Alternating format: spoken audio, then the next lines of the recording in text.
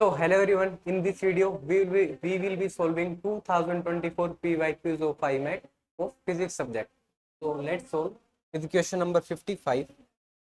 A boat is moving in uniform straight motion at a certain speed v. If the braking force of 210 Newton is applied for a distance of 5 meter, how much power is developed? हमें अगर force की terms में power को निकालना है तो वो होता है P equals to F dot V, लेकिन हमें वेलोसिटी नहीं गिवन है, इसकी जगह डिस्टेंस गिवन है। तो क्वेश्चन में लिटिल करेक्टनेस होनी चाहिए कि जो 5 मीटर है इसको हम 5 मीटर पर सेकेंड एज ए वेलोसिटी लें, तब जाके अपना जो आंसर है वो 2010 into 5 that will be 1050 volt. Option C will be correct. इसमें हल्की सी एक मिस्टेक थी, क्वेश्चन में डिस्टेंस गिवन था, बट अगर हम इसको लेट करते हैं वेलोसिटी तो हमारा आंसर ऑप्शन नंबर सी होगा। चलिए आगे चलते हैं।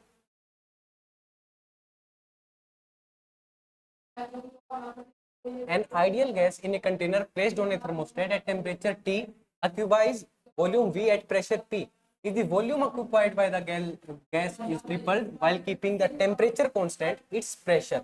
हमें पता है कि जो इस पे मेन कंसेप्ट है वो टेम्परेचर कांस्टेंट के ऊपर रिवॉल्व कर रहा है, यानी कि फॉर आइडियल गैस अगर टेम्परेचर कांस्टेंट है तो जो पीवी है वो भी क्या कांस्टेंट टर्म बन जाती है।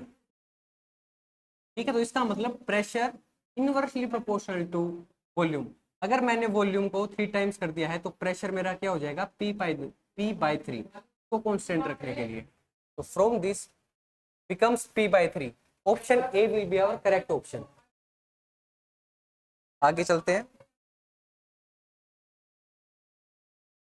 इन a conductor when a current of 10 ampere flows 2922 watt are dissipated, what is the resistance of the conductor. हमें पता है कि power equals to V I equals to V square by R equals to I square R होती है। ठीक है, by using this formula power will B power हमें given है 2922 वोट इक्वल्स टू 100 इंटू में आर, तो R will be 29.22. So 29.22 ohm answer is our option number A. आगे बढ़ते हैं।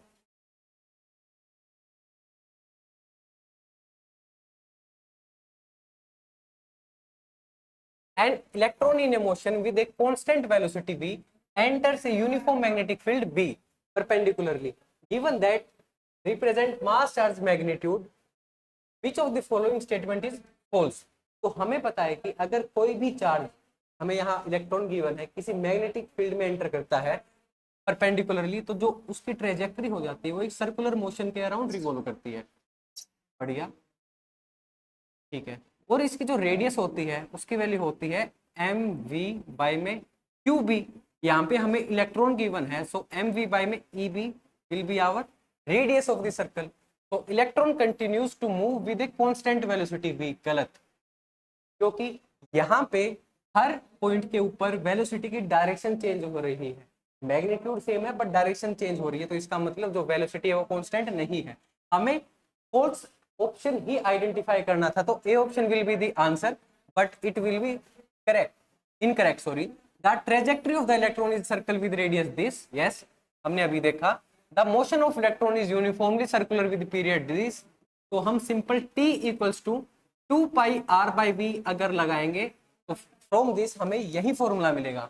The motion of the electron is circular with constant angular velocity, yes कि velocity constant नहीं है but उसकी जो एंगुलर वेलोसिटी है वो क्या है, कांस्टेंट। बढ़िया। The motion of the electron is uniformly circular with frequency this, frequency हमें पता है frequency equals to 1 upon time period.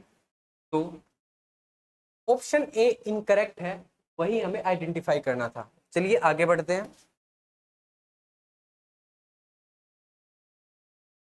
A point particle moves along a given x-axis with the law of motion xt।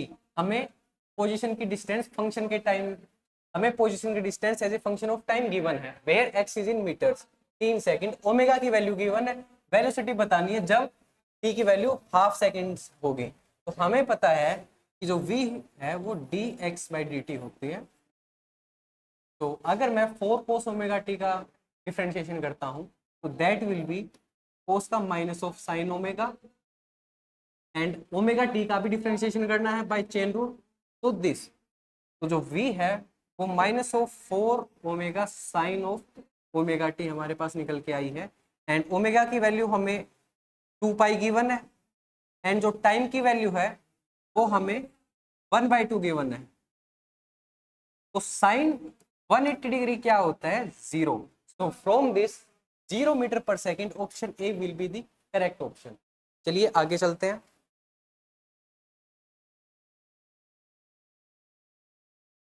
A pendulum rod moves from the vertical position. Which of the following statement is false?